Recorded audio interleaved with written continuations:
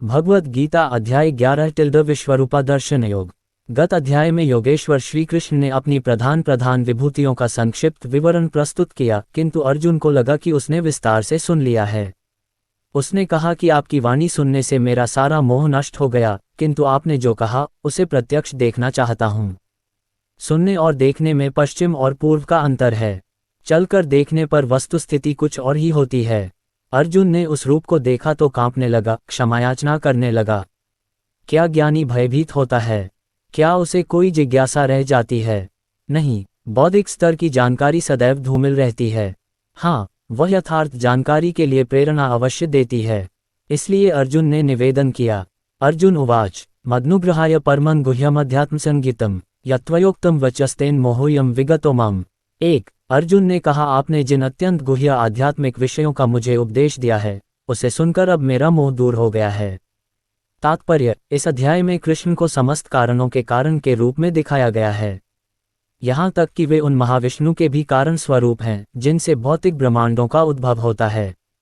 कृष्ण अवतार नहीं हैं, वे समस्त अवतारों के उद्गम हैं। इसकी पूर्ण व्याख्या पिछले अध्याय में की गई है। अब जहाँ तक अर्जुन की बात है, उसका कहना है कि उसका मोह दूर हो गया है। इसका अर्थ ये हुआ कि वह कृष्ण को अपना मित्र स्वरूप सामान्य मनुष्य नहीं मानता, अपितु उन्हें प्रत्येक वस्तु का कारण मानता है। अर्जुन अत्यधिक प्रबुद्ध हो चुका है और उसे प्रसन्नता है कि उसे कृष्ण जैसा मित्र मिला है, किंतु अब वह ये सोचता है कि भले ही वह कृष्ण को हर एक वस्तु का कारण मान ले, किंतु दूसरे लोग नहीं मानेंगे। अतः इस अध्याय में वह सबों के लिए कृष्ण की अलौकिकता स्थापित करने के लिए कृष्ण से प्रार्थना करता है कि वे अपना विराट रूप दिखलाएं। वस्तुतः जब कोई अर्जुन की ही तरह कृष्ण के विराट रूप का दर्शन करता है तो वह डर जाता है, किंतु कृष्ण इतने दयालु हैं कि इस स्वरूप को दिखाने के तुरंत बाद वे अपना मूल रूप धारण कर लेते हैं। अर्जुन कृष्ण के इस कथन को बार बार स्वीकार करता है कि वे उसके लाभ के लिए ही सब कुछ बता रहे हैं। अतः अर्जुन इसे स्वीकार करता है कि यह सब कृष्ण की कृपा से घटित हो रहा है। अब उसे पूरा विश्वास हो चुका है कि कृष्ण समस्त कारणों के कारण हैं और परमात्मा के रूप में प्रत्येक जीव के हृदय में विद्यमान हैं। भवाप्ययो हि भूताना श्रुतो विस्तर्शो मया त्वत्तः कमलपत्राक्ष माहात्म्यं चाव्ययम्। 2। हे कमल नयन, मैंने आपसे प्रत्येक जीव की उत्पत्ति तथा लय के विषय में विस्तार से सुना है और आपकी अक्षय महिमा का अनुभव किया है। तात्पर्य: अर्जुन यहाँ पर प्रसन्नता के मारे कृष्ण को कमल नयन, कृष्ण के नेत्र कमल के फूल की पंखड़ियों जैसे दिखते हैं, कहकर संबोधित करता है, क्योंकि उन्होंने किसी पिछले अध्याय में उसे विश्वास दिलाया है अहम कृत्स्नस्य जगतः प्रभवः प्रलयस्तथा मैं संपूर्ण भौतिक जगत की उत्पत्ति तथा प्रलय का कारण हूँ। अर्जुन इसके विषय में भगवान से विस्तारपूर्वक सुन चुका है। अर्जुन को यह भी ज्ञात है कि समस्त उत्पत्ति तथा प्रलय के कारण होने के अतिरिक्त वे इन सब से पृथक असंख्य रहते हैं। जैसा कि भगवान ने 9वें अध्याय में कहा है कि वे सर्वव्यापी हैं, तो भी वे सर्वत्र स्वयं उपस्थित नहीं रहते। यही कृष्ण का अचिंत्य ऐश्वर्य है, जिसे अर्जुन स्वीकार करता है कि उसने भलीभांति समझ लिया है। एवमेतद्यथात्वमात्मान परमेश्वर द्रष्टुमिच्छामि ते रूपमेश्वर पुरुषोत्तम। 3। हे पुरुषोत्तम, हे परमेश्वर, यद्यपि आपको मैं अपने समक्ष आपके द्वारा वर्णित आपके वास्तविक रूप में देख रहा हूँ, किंतु मैं ये देखने का इच्छुक हूँ कि आप इस दृश्य जगत में किस प्रकार प्रविष्ट हुए हैं। मैं आपके उसी रूप का दर्शन करना चाहता हूँ। तात्पर्य: भगवान ने ये कहा कि उन्होंने अपने साक्षात स्वरूप में ब्रह्मांड के भीतर प्रवेश किया है, फलतः ये दृश्य जगत संभव हो सका है और चल रहा है। जहाँ तक अर्जुन का संबंध है, वह कृष्ण के कथनों से प्रोत्साहित है, किंतु भविष्य में उन लोगों को विश्वास दिलाने के लिए जो कृष्ण को सामान्य पुरुष सोच सकते हैं, अर्जुन चाहता है कि वह भगवान को उनके विराट रूप में देखे, जिससे वे ब्रह्मांड के भीतर से काम करते हैं, यद्यपि वे इससे पृथक हैं। अर्जुन द्वारा भगवान के लिए पुरुषोत्तम संबोधन भी महत्वपूर्ण है। चूंकि वे भगवान हैं, इसलिए वे स्वयं अर्जुन के भी भीतर उपस्थित हैं, अतः वे अर्जुन की इच्छा को जानते हैं। वे ये समझते हैं कि अर्जुन को उनके विराट रूप का दर्शन करने की कोई लालसा नहीं है, क्योंकि वह उनको साक्षात देखकर पूर्णतया संतुष्ट है। किंतु भगवान ये भी जानते हैं कि अर्जुन अन्यों को विश्वास दिलाने के लिए ही विराट रूप का दर्शन करना चाहता है। अर्जुन को इसकी पुष्टि के लिए कोई व्यक्तिगत इच्छा न थी। कृष्ण ये भी जानते हैं कि अर्जुन विराट रूप का दर्शन एक आदर्श स्थापित करने के लिए करना चाहता है, क्योंकि भविष्य में ऐसे अनेक धूर्त होंगे जो अपने आप को ईश्वर का अवतार बताएंगे। अतः लोगों को सावधान रहना होगा। जो कोई अपने को कृष्ण कहेगा, उसे अपने दावे की पुष्टि के लिए विराट रूप दिखाने के लिए सन्नद्ध रहना होगा। मन्यसे यदि तच्छक्यं मया द्रष्टुमिति प्रभो योगेश्वर ततो मे त्वं दर्शयात्मानमव्ययम्। 4 हे प्रभु, हे योगेश्वर, यदि आप सोचते हैं कि मैं आपके विश्वरूप को देखने में समर्थ हो सकता हूँ, तो कृपा करके मुझे अपना असीम विश्वरूप दिखलाइए। तात्पर्य, ऐसा कहा जाता है कि भौतिक इंद्रियों द्वारा न तो परमेश्वर कृष्ण को कोई देख सकता है, न सुन सकता है और न अनुभव कर सकता है। किंतु यदि कोई प्रारंभ से भगवान की दिव्य प्रेमा भक्ति में लगा रहे, तो वह भगवान का साक्षात्कार करने में समर्थ हो सकता है। प्रत्येक जीव आध्यात्मिक स्फुलिंग मात्र है, अतः परमेश्वर को जान पाना या देख पाना संभव नहीं है। भक्त रूप में अर्जुन को अपनी चिंतन शक्ति पर भरोसा नहीं है, वह जीवात्मा होने के कारण अपनी सीमाओं को और कृष्ण की अकल्पनीय स्थिति को स्वीकार करता है। अर्जुन समझ चुका था कि एक क्षुद्र जीव के लिए असीम अनंत को समझ पाना संभव नहीं है। यदि अनंत स्वयं प्रकट हो जाए, तो अनंत की कृपा से ही उसकी प्रकृति को समझा जा सकता है। यहाँ पर योगेश्वर शब्द भी अत्यंत सार्थक है, क्योंकि भगवान के पास अचिंत्य शक्ति है। यदि वे चाहें तो असीम होकर भी अपने आप को प्रकट कर सकते हैं। अतः अर्जुन कृष्ण की अकल्पनीय कृपा की याचना करता है। वह कृष्ण को आदेश नहीं देता। जब तक कोई उनकी शरण में नहीं जाता और भक्ति नहीं करता, कृष्ण अपने को प्रकट करने के लिए बाध्य नहीं हैं। अतः जिन्हें अपनी चिंतन शक्ति मनोधर्म का भरोसा है, वे कृष्ण का दर्शन नहीं कर पाते।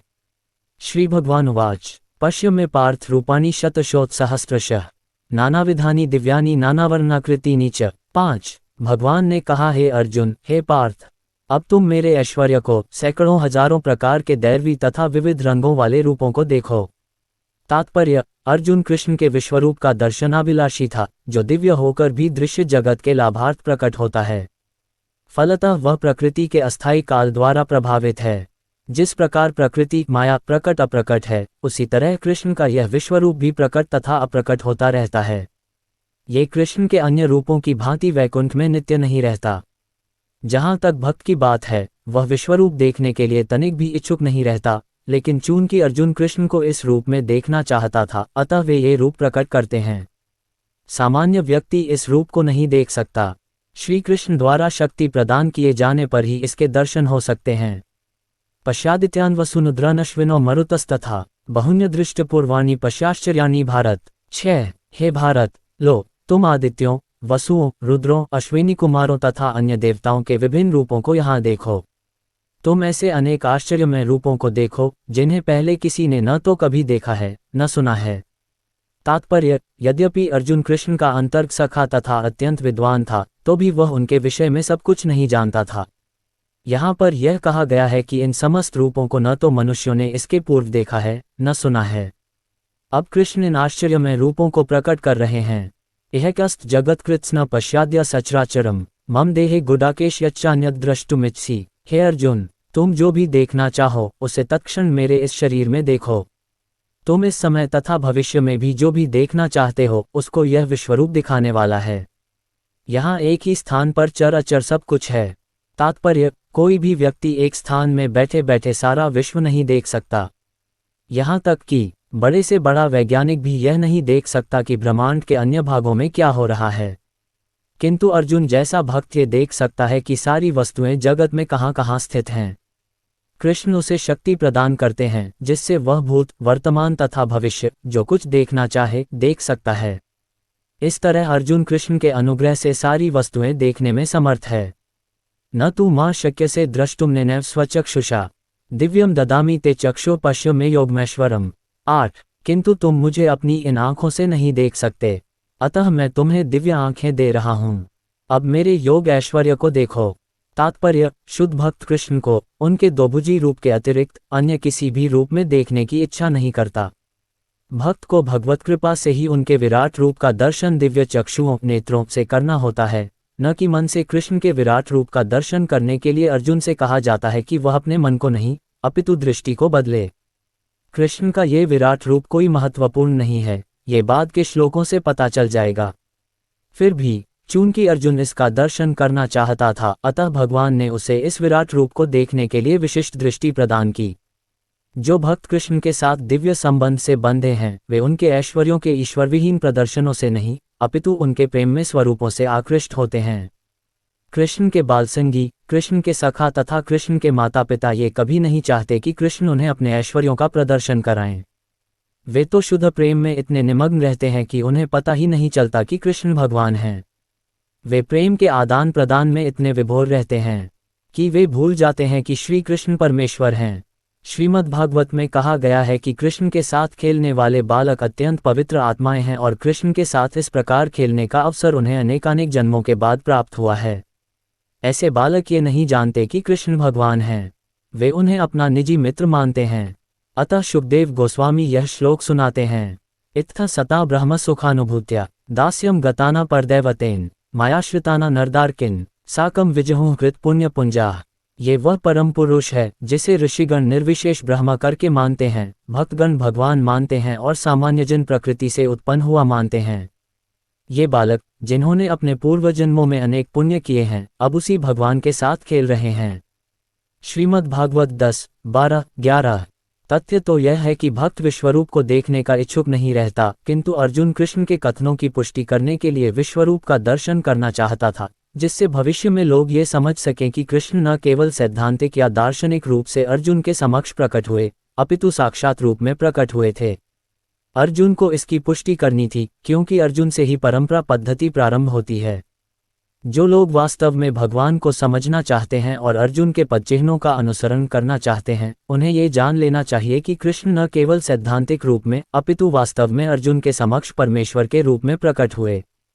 भगवान ने अर्जुन को अपना विश्वरूप देखने के लिए आवश्यक शक्ति प्रदान की, क्योंकि वे जानते थे कि अर्जुन इस रूप को देखने के लिए विशेष इच्छुक न था, जैसा कि हम पहले बतला चुके हैं।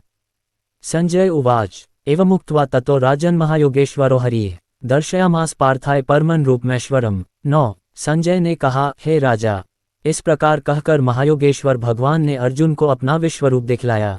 अनेकवक्त्र नैनमनिकाद्भुत दर्शनम अनेक दिव्याभरण दिव्यानेकोद्यतायुधम। 10। दिव्यमाल्यांबरधर दिव्यगंधानुलेपनम सर्वाश्चर्यमयम देवमनंतम विश्वतोमुखम। 11। अर्जुन ने उस विश्वरूप में असंख्य मुख, असंख्य नेत्र तथा असंख्य आश्चर्यमय दृश्य देखे।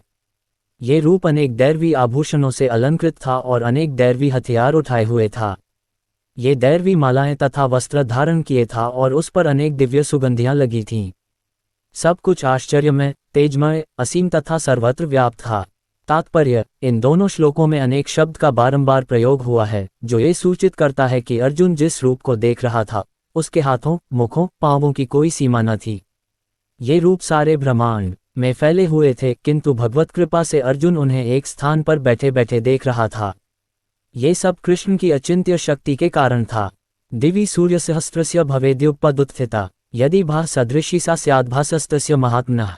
12। यदि आकाश में हजारों सूर्य एक साथ उदय हों, तो उनका प्रकाश शायद परम पुरुष के इस विश्वरूप के तेज की समता कर सके। तात्पर्य: अर्जुन ने जो कुछ देखा वह कथ्य था, तो भी संजय धृतराष्ट्र को उस महान दर्शन का मानसिक चित्र उपस्थित करने का प्रयत्न कर रहा है। न तो संजय वहां था, न धृतराष्ट्र, किंतु व्यासदेव के अनुग्रह से संजय सारी घटनाओं को देख सकता है। अतएव इस स्थिति की तुलना वह एक काल्पनिक घटना हजारों सूर्यों से कर रहा है, जिससे इसे समझा जा सके। तत्रैकस्थ जगत्कृतः प्रविभक्तम निग्धा अपश्यत देवदेवस्य शरीरे पांडवस्तदा। 13। उस समय अर्जुन भगवान के विश्वरूप में एक ही स्थान पर स्थित हजारों भागों में विभक्त ब्रह्मांड के अनंत अंशों को देख सका। तात्पर्य: तत्र वहाँ शब्द अत्यंत महत्वपूर्ण है। इससे सूचित होता है कि जब अर्जुन ने विश्वरूप देखा, उस समय अर्जुन तथा कृष्ण दोनों ही रथ पर बैठे थे। युद्धभूमि के अन्य लोग इस रूप को नहीं देख सके, क्योंकि कृष्ण ने केवल अर्जुन को दृष्टि प्रदान की थी। वह कृष्ण के शरीर में हजारों लोग देख सका। जैसा कि वैदिक शास्त्रों से पता चलता है कि ब्रह्मांड अनेक हैं और लोग भी अनेक हैं। इनमें से कुछ मिट्टी के बने हैं, कुछ सोने के, कुछ रत्नों के, कुछ बहुत बड़े हैं, तो कुछ बहुत बड़े नहीं हैं। अपने रथ पर बैठकर अर्जुन इन सबों को देख सकता था, किंतु कोई यह नहीं जान पाया कि अर्जुन तथा कृष्ण के बीच क्या चल रहा था। ततः स विस्मयविष्टो हृष्टरोमा धनंजयः प्रणम्य शिरसा देव कृतांजलिरभाषत।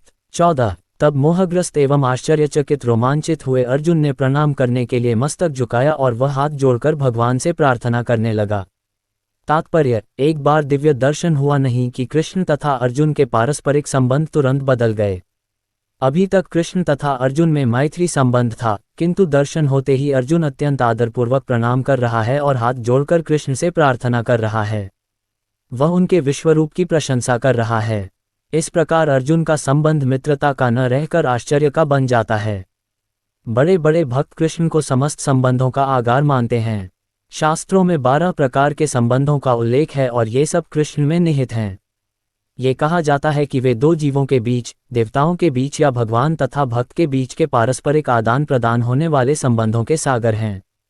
यहाँ पर अर्जुन आश्चर्य संबंध से प्रेरित है और उसी में वह अत्यंत गंभीर तथा शांत होते हुए भी अत्यंत आह्लादित हो उठा। उसके रोम खड़े हो गए और वह हाथ जोड़कर भगवान की प्रार्थना करने लगा। निस्संदेह वह भयभीत नहीं था, वह भगवान के आश्चर्यों से अभिभूत था। इस समय तो उसके समक्ष आश्चर्य था और उसकी प्रेमपूर्ण मित्रता आश्चर्य से अभिभूत थी। अतः उसकी प्रतिक्रिया इस प्रकार हुई। अर्जुन उवाच पश्यामि देवांस्तव देवदेहे सर्वांस्तथा भूतविशेषसंघान किरीटिन गदिन चक्रिण च तेजोराश सर्वतो दीप्तिमंतम पश्यामि त्वा दुर्निरीक्ष्यम समन्ता अदीप्तानलकद्युतिम प्रमेयम। 17 आपके रूप को उसके चकाचौंध तेज के कारण देख पाना कठिन है, क्योंकि वह प्रज्वलित अग्नि की भांति अथवा सूर्य के अपार प्रकाश की भांति चारों ओर फैल रहा है। तो भी मैं इस तेजो में रूप को सर्वत्र देख रहा हूँ, जो अनेक मुकुटों, गदाओं तथा चक्रों से विभूषित है। ब्रह्मांडमीश कमलासनस्थ मृषींश्च सर्वानुर्गांश्च दिव्यान। 15 अर्जुन ने कहा, हे भगवान कृष्ण, मैं आपके शरीर में सारे देवताओं तथा अन्य विविध जीवों को एकत्र देख रहा हूँ। मैं कमल पर आसीन ब्रह्मा, शिवजी तथा समस्त ऋषियों एवं दिव्य सर्पों को देख रहा हूँ। तात्पर्य: अर्जुन ब्रह्मांड की प्रत्येक वस्तु देखता है, अतः वह ब्रह्मांड के प्रथम प्राणी ब्रह्मा को तथा उस दिव्य सर्प को, जिस पर गर्भोत्क्षाय विष्णु ब्रह्मांड के अधोतल में शयन करते हैं, देखता है। इस शेष शैया के नाग को वासुकी भी कहते हैं। अन्य सर्पों को भी वासुकी कहा जाता है। अर्जुन गर्भोत्क्षाय विष्णु से लेकर कमललोक स्थित ब्रह्मांड के शीर्षस्थ भाग को, जहां ब्रह्मांड के प्रथम जीव ब्रह्मा निवास करते हैं, देख सकता है। इसका अर्थ यह है कि अर्जुन आदि से अंत तक की सारी वस्तुएं अपने रथ में एक ही स्थान पर बैठे बैठे देख सकता था। ये सब भगवान कृष्ण की कृपा से ही संभव हो सका। अनेक बहुदरवक्त्र नेत्रम पश्यामि त्वां सर्वतोऽनन्तरूपम नान्तम न मध्यम न पुनस्त्वादि पश्यामि विश्वेश्वर विश्वरूप। 16 हे विश्वेश्वर, हे विश्वरूप, मैं आपके शरीर में अनेकानेक हाथ, पेट, मुंह तथा आंखें देख रहा हूँ, जो सर्वत्र फैले हैं और जिनका अंत नहीं है। आप में न अंत दिखता है, न मध्य और न आदि। तात्पर्य: कृष्ण भगवान हैं और असीम हैं, अतः उनके माध्यम से सब कुछ देखा जा सकता था। किरीटिन गदिन चक्रिण च तेजोराश सर्वतो दीप्तिमंतम पश्यामि त्वां दुर्निरीक्ष्यम समन्ता अदीप्तानलकद्युतिम प्रमेयम। 17 आपके रूप को उसके चकाचौंध तेज के कारण देख पाना कठिन है, क्योंकि वह प्रज्वलित अग्नि की भांति अथवा सूर्य के अपार प्रकाश की भांति चारों ओर फैल रहा है। तो भी मैं इस तेजो में रूप को सर्वत्र देख रहा हूँ, जो अनेक मुकुटों, गदाओं तथा चक्रों से विभूषित है। त्वमक्षर परमं वेदितव्यम त्वमस्य विश्वस्य परनिधानम त्वमव्ययः शाश्वत धर्म गोप्ता सनातनस्त्वं पुरुषो मतो में। 18 आप परम आद्य ज्ञेय वस्तु हैं। आप इस ब्रह्मांड के परम आधार आश्रय हैं। आप अव्यय तथा पुराण पुरुष हैं। आप सनातन धर्म के पालक भगवान हैं। यही मेरा मत है। अनादिमध्यांतमनंतवीर्य मनंतबाहु शशिसूर्य नेत्रम पश्यामि त्वां दीप्तहुताश्वक्त्रम स्वतेजसा विश्वमिदं तपंतम। 19 आप आदि, मध्य तथा अंत से रहित हैं। आपका यश अनंत है। आपकी असंख्य भुजाएं हैं और सूर्य तथा चंद्रमा आपकी आंखें हैं। मैं आपके मुख से प्रज्वलित अग्नि निकलते और आपके तेज से इस संपूर्ण ब्रह्मांड को जलते हुए देख रहा हूँ। तात्पर्य: भगवान के ऐश्वर्यों की कोई सीमा नहीं है। यहाँ पर तथा अन्यत्र भी पुनरुक्ति पाई जाती है, किंतु शास्त्रों के अनुसार कृष्ण की महिमा की पुनरुक्ति कोई साहित्यिक दोष नहीं है। कहा जाता है कि मोहग्रस्त होने या परम आह्लाद के समय या आश्चर्य होने पर कथनों की पुनरुक्ति हुआ करती है। यह कोई दोष नहीं है। द्यावा पृथिव्योरिदमन्तर्हे व्याप्तं त्वयैकेन दिशश्च सर्वाः दृष्ट्वाद्भुत रूपमुग्रं तवेदं लोकत्रयं प्रव्यथित महात्मन्। 20 यद्यपि आप एक हैं, किंतु आप आकाश तथा सारे लोकों एवं उनके बीच के समस्त अवकाश में व्याप्त हैं। हे महापुरुष, आपके इस अद्भुत तथा भयानक रूप को देखकर सारे लोग भयभीत हैं। तात्पर्य: इस श्लोक में द्यावा पृथिव्यो धरती तथा आकाश के बीच का स्थान तथा लोकत्रयम तीनों संसार महत्वपूर्ण शब्द हैं, क्योंकि ऐसा लगता है कि न केवल अर्जुन ने इस विश्वरूप को देखा, बल्कि अन्य लोगों के वासियों ने भी इसे देखा। अर्जुन द्वारा विश्वरूप का दर्शन स्वप्न न था। भगवान ने जिन जिन को दिव्य दृष्टि प्रदान की, उन्होंने युद्ध क्षेत्र में उस विश्वरूप को देखा। अमी हित्वा सुरसंघा विशन्ति केचिद् भीताः प्राञ्जलयो गृह्णन्ति स्वस्तीत्युक्त्वा महर्षिसिद्धसंघाः स्तुवन्ति त्वां स्तुतिभिः पुष्कलाभिः। 21 देवों का सारा समूह आपकी शरण ले रहा है और आप में प्रवेश कर रहा है। उनमें से कुछ अत्यंत भयभीत होकर हाथ जोड़े आपकी प्रार्थना कर रहे हैं। महर्षियों तथा सिद्धों के समूह कल्याण हो कहकर वैदिक स्तोत्रों का पाठ करते हुए आपकी स्तुति कर रहे हैं। तात्पर्य, समस्त लोकों के देवता विश्वरूप की भयानकता तथा प्रदीप तेज से इतने भयभीत थे कि वे रक्षा के लिए प्रार्थना करने लगे। रुद्रादित्या वसवो ये च साध्या विश्वेश्विनो मरुतश्चोष्मपाश्च गंधर्वयक्षासुरसिद्धसंघा वीक्षन्ते त्वां विस्मिताश्चैव सवे। 22 शिव के विविध रूप आदित्यगण, वसु, साध्य, विश्वेदेव दोनों, अश्विनी कुमार, मरुदगण, पितृगण, गंधर्व, यक्ष, असुर तथा सिद्धदेव सभी आपको आश्चर्यपूर्वक देख रहे हैं। रूप महत्ते बहुवक्त्र नेत्रम महाबाहो बहुबाहुरूपादम बहुद बहुदष्ट्राक्रालम दृष्ट्वा लोकाः प्रव्यथितास्तथाहम्। 23 हे महाबाहु, आपके इस अनेक मुख, नेत्र, बाहु, जंघा, पांव, पेट तथा भयानक दांतों वाले विराट रूप को देखकर देवतागण सहित सभी लोग अत्यंत विचलित हैं और उन्हीं की तरह मैं भी हूँ। नभःस्पृशं दीप्तमनेकवर्ण व्यात्तानन दीप्त विशाल नेत्रम दृष्ट्वा हि त्वां प्रव्यथितान्तरात्मा धृति न विन्दामि शम च विष्णो। 24 हे सर्वव्यापी विष्णु, नाना ज्योतिर्मय रंगों से युक्त आपको आकाश का स्पर्श करते, मुख फैलाए तथा बड़ी बड़ी चमकती आंखें निकाले देखकर भय से मेरा मन विचलित है। मैं न तो धैर्य धारण कर पा रहा हूँ, न मानसिक संतुलन ही पा रहा हूँ। दष्ट्राक्रालानि च ते मुखानि दृष्ट्वैव कालानल सन्निभानि दिशो न जाने न लभे च शर्म प्रसीद देवेश जगन निवास। 25 हे देवेश, हे जगन निवास, आप मुझ पर प्रसन्न हो। मैं इस प्रकार से आपके प्रल्याग्नि स्वरूप मुखों को तथा विकराल दांतों को देखकर अपना संतुलन नहीं रख पा रहा। मैं सब ओर से मोहग्रस्त हो रहा हूँ। अमी च त्वां धृतराष्ट्रस्य पुत्राः सवे सहवाव नेपाल सिंह भीष्मो द्रोणः सूतपुत्रस्तथासौ सहास्मदीयैर्पियोधमुख्यः। 26 वक्त्राणि ते त्वर्माणा विशन्ति दष्ट्राक्रालानि भयानकानि केचिद्विघ्ना दशनान्तरेषु सन्दृश्यन्ते चूर्णितरुत्तमाङ्गैः। 27 धृतराष्ट्र के सारे पुत्र अपने समस्त सहायक राजाओं सहित तथा भीष्म, द्रोण, कर्ण एवं हमारे प्रमुख योद्धा भी आपके विकराल मुख में प्रवेश कर रहे हैं। उनमें से कुछ के शिरों को तो मैं आपके दांतों के बीच चूर्णित हुआ देख रहा हूँ। तात्पर्य, एक पिछले श्लोक में भगवान ने अर्जुन को वचन दिया था कि यदि वह कुछ देखने का इच्छुक हो तो वे उसे दिखा सकते हैं। अब अर्जुन देख रहा है कि विपक्ष के नेता भीष्म, द्रोण, कर्ण तथा धृतराष्ट्र के सारे पुत्र तथा उनके सैनिक और अर्जुन के भी सैनिक विनष्ट हो रहे हैं। यह इसका संकेत है कि कुरुक्षेत्र में एकत्र समस्त व्यक्तियों की मृत्यु के बाद अर्जुन विजयी होगा। यहाँ ये भी उल्लेख है कि भीष्म भी, जिन्हें अजेय माना जाता है, ध्वस्त हो जाएंगे। वही गति कर्ण की होनी है। न केवल विपक्ष के भीष्म जैसे महान योद्धा विनष्ट हो जाएंगे, अपितु अर्जुन के पक्ष वाले कुछ महान योद्धा भी नष्ट होंगे। यथा नदीना बह्वम्बुवेगाः समुद्रमेवाभिमुखा द्रवन्ति तथा तवामी नरलोकवीरा विशन्ति वक्त्राण्यभिविज्वलन्ति। 28 जिस प्रकार नदियों की अनेक तरंगें समुद्र में प्रवेश करती हैं, उसी प्रकार ये समस्त महान योद्धा भी आपके प्रज्वलित मुखों में प्रवेश कर रहे हैं। यथा प्रदीप्तम ज्वलन पतंगा विशन्ति नाशाय समृद्धवेगाः तथैव नाशाय विशन्ति लोका स्तवापि वक्त्राणि समृद्धवेगाः। 29 मैं समस्त लोगों को पूर्ण वेग से आपके मुख में उसी प्रकार प्रविष्ट होते देख रहा हूँ, जिस प्रकार पतंगे अपने विनाश के लिए प्रज्वलित अग्नि में कूद पड़ते हैं। ललिह से ग्रसमानः समन्ता ललोकान् सम्भ्रान्वदनर्ज्वलद्भिः तेजोभिरापूर्य जगत संभ्रम भासस्तवोग्राः प्रतपन्ति विष्णो। 30 हे विष्णु, मैं देखता हूँ कि आप अपने प्रज्वलित मुखों से सभी दिशाओं के लोगों को निगले जा रहे हैं।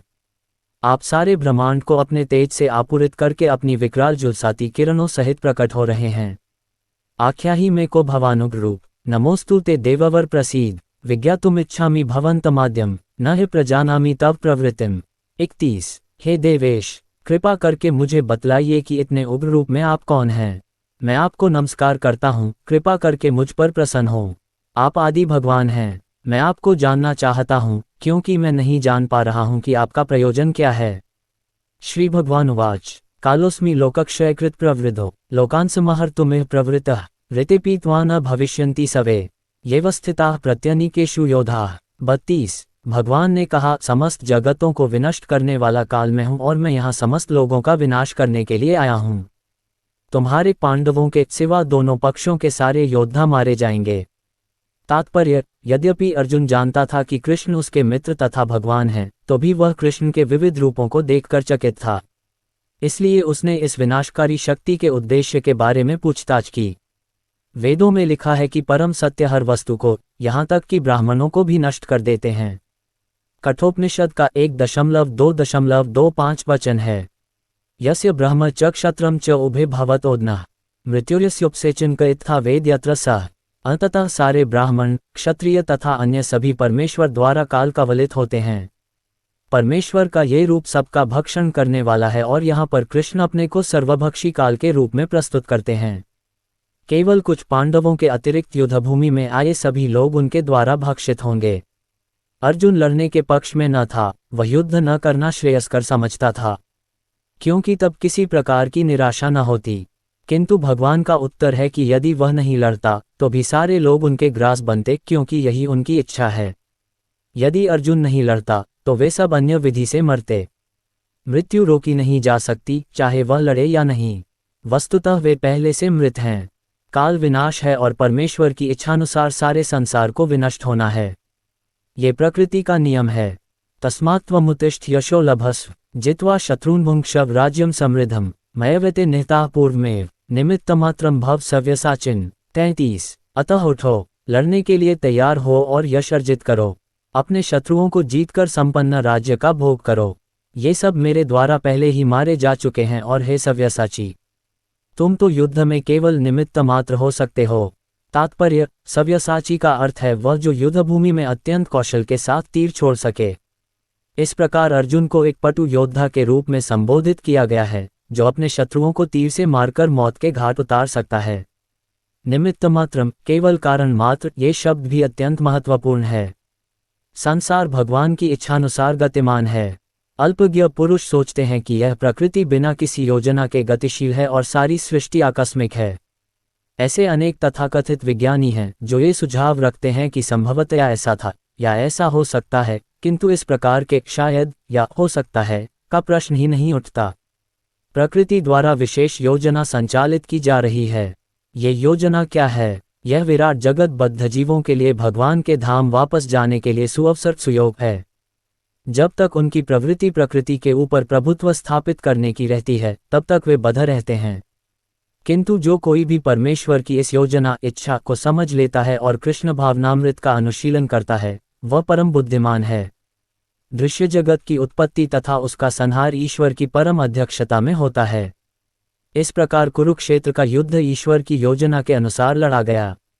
अर्जुन युद्ध करने से मना कर रहा था, किंतु उसे बताया गया कि परमेश्वर की इच्छानुसार उसे लड़ना होगा, तभी वह सुखी होगा। यदि कोई कृष्ण भावनामृत से पूरित हो और उसका जीवन भगवान की दिव्य सेवा में अर्पित हो, तो समझो कि वह कृतार्थ है।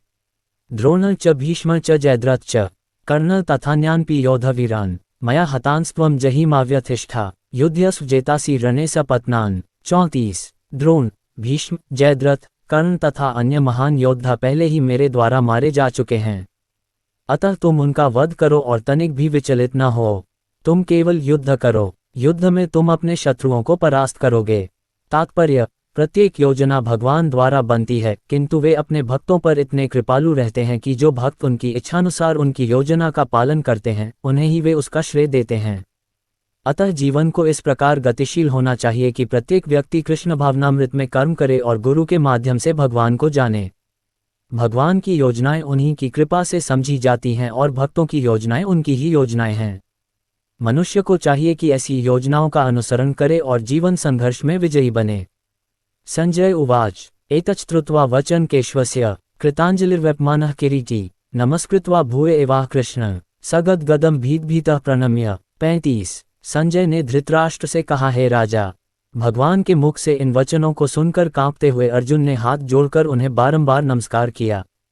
फिर उसने भयभीत होकर अवरुद्ध स्वर में कृष्ण से इस प्रकार कहा, तात्पर्य, जैसा कि पहले कहा जा चुका है, भगवान के विश्वरूप के कारण अर्जुन आश्चर्यचकित था, अतः वह कृष्ण को बारंबार नमस्कार करने लगा और अवरुद्ध कंठ से आश्चर्य से वह कृष्ण की प्रार्थना मित्र के रूप में नहीं, अपितु भक्त के रूप में करने लगा।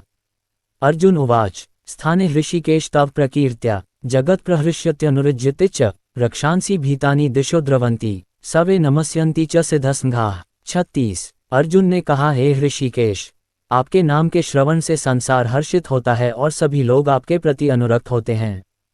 यद्यपि सिद्ध पुरुष आपको नमस्कार करते हैं, किंतु असुरगण भयभीत हैं और इधर उधर भाग रहे हैं। ये ठीक ही हुआ है। तात्पर्य, कृष्ण से कुरुक्षेत्र युद्ध के परिणाम को सुनकर अर्जुन प्रबुद्ध हो गया और भगवान के परम भक्त तथा मित्र के रूप में उनसे बोला कि कृष्ण जो कुछ करते हैं वह सब उचित है। अर्जुन ने पुष्टि की कि कृष्ण ही पालक हैं और भक्तों के आराध्य तथा अवांछित तत्वों के संहार करता हैं। उनके सारे कार्य सबों के लिए समान रूप से शुभ होते हैं। यहाँ पर अर्जुन ये समझ पाता है कि जब युद्ध निश्चित रूप से होना था तो अंतरिक्ष से अनेक देवता, सिद्ध तथा उच्चतर लोकों के बुद्धिमान प्राणी युद्ध को देख रहे थे, क्योंकि युद्ध में कृष्ण उपस्थित थे। जब अर्जुन ने भगवान का विश्वरूप देखा तो देवताओं को आनंद हुआ, किंतु अन्य लोग जो असुर तथा नास्तिक थे, भगवान की प्रशंसा सुनकर सहन न कर सके। वे भगवान के विनाशकारी रूप से डरकर भाग गए। भक्तों तथा नास्तिकों के प्रति भगवान के व्यवहार की अर्जुन द्वारा प्रशंसा की गई है। भक्त प्रत्येक अवस्था में भगवान का गुणगान करता है, क्योंकि वह जानता है कि वे जो कुछ भी करते हैं वह सबों के हित में है। कस्माच ते न नमेरन महात्मन गरीयसे ब्रह्मणोप्यादिकर्त्रे अनंत देवेश जगन निवास त्वमक्षर सत्सत्तत्पर्यत। 37। हे महात्मा, आप ब्रह्मा से भी बढ़कर हैं, आप आदि सृष्टा हैं, तो फिर वे आपको सादर नमस्कार क्यों न करें। हे अनंत, हे देवेश, हे जगन निवास, आप परम स्रोत, अक्षर, कारणों के कारण तथा इस भौतिक जगत से परे हैं। तात्पर्य, अर्जुन इस प्रकार नमस्कार करके ये सूचित करता है कि कृष्ण सबों के पूजनीय हैं। वे सर्वव्यापी हैं और प्रत्येक जीव की आत्मा हैं। अर्जुन कृष्ण को महात्मा कहकर संबोधित करता है, जिसका अर्थ है कि वे उदार तथा अनंत हैं। अनंत सूचित करता है कि ऐसा कुछ भी नहीं जो भगवान की शक्ति और प्रभाव से आच्छादित न हो, और देवेश का अर्थ है कि वे समस्त देवताओं के नियंता हैं और उन सब के ऊपर हैं। वे समग्र विश्व के आश्रय हैं। अर्जुन ने भी सोचा कि यह सर्वथा उपयुक्त है कि सारे सिद्ध तथा शक्तिशाली देवता भगवान को नमस्कार करते हैं, क्योंकि उनसे बढ़कर कोई नहीं है। अर्जुन विशेष रूप से उल्लेख करता है कि कृष्ण ब्रह्मा से भी बढ़कर हैं, क्योंकि ब्रह्मा उन्हीं के द्वारा उत्पन्न हुए हैं। ब्रह्मा का जन्म कृष्ण के पूर्ण विस्तार गर्भोत्क्षाय विष्णु की नाभि से निकले कमलनाल से हुआ। अतः ब्रह्मा तथा ब्रह्मा से उत्पन्न शिव एवं अन्य सारे देवताओं को चाहिए कि उन्हें नमस्कार करें। श्रीमद् भागवत में कहा गया है कि शिव, ब्रह्मा तथा इन जैसे अन्य देवता भगवान का आदर करते हैं।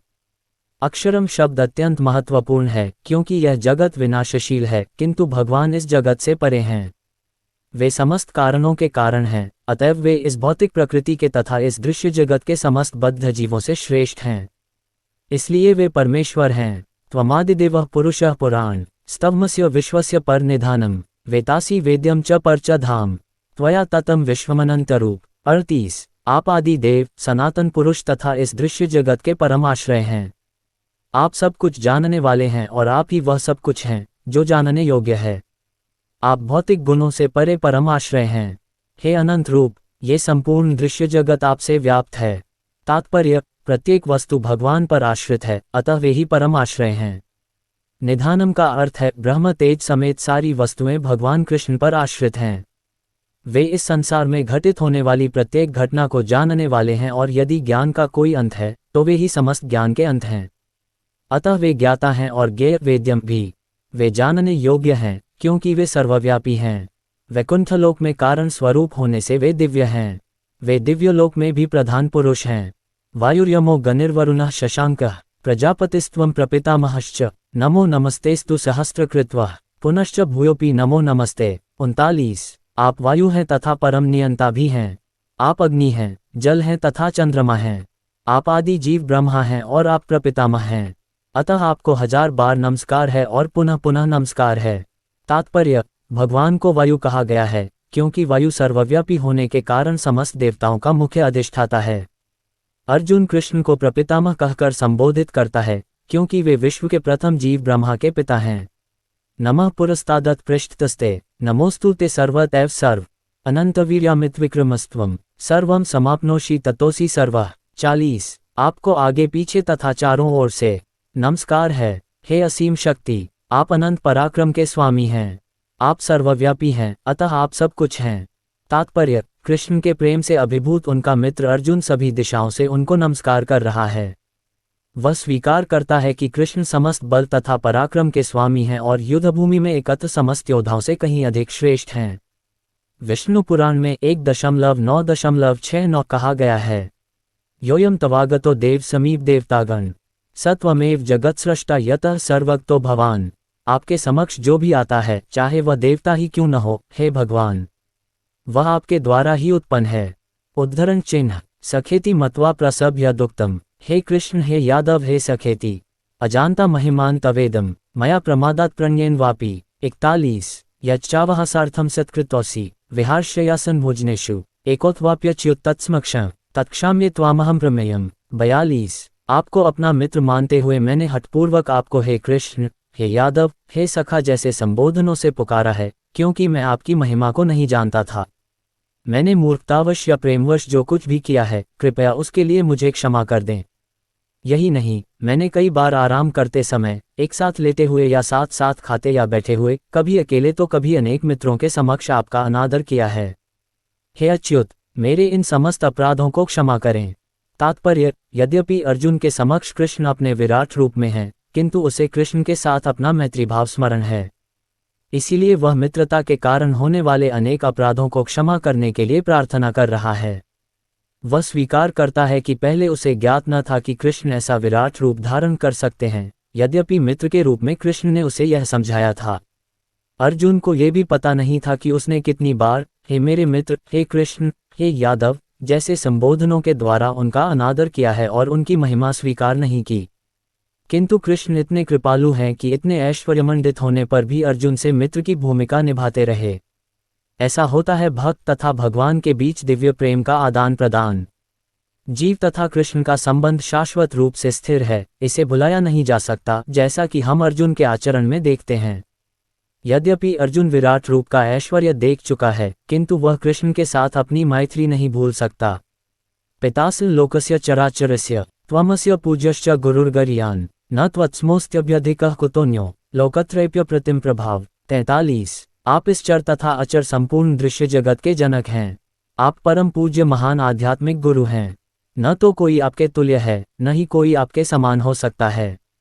हे अतुल शक्ति वाले प्रभु, भला तीनों लोकों में आपसे बढ़कर कोई कैसे हो सकता है। तात्पर्य: भगवान कृष्ण उसी प्रकार पूज्य हैं जिस प्रकार पुत्र द्वारा पिता पूज्य होता है।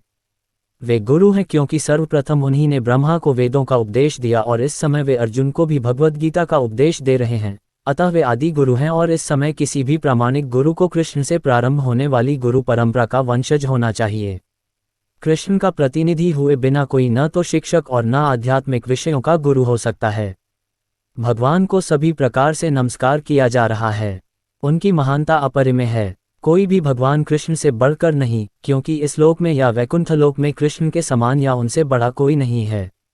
सभी लोग उनसे निम्न हैं। कोई उनको पार नहीं कर सकता।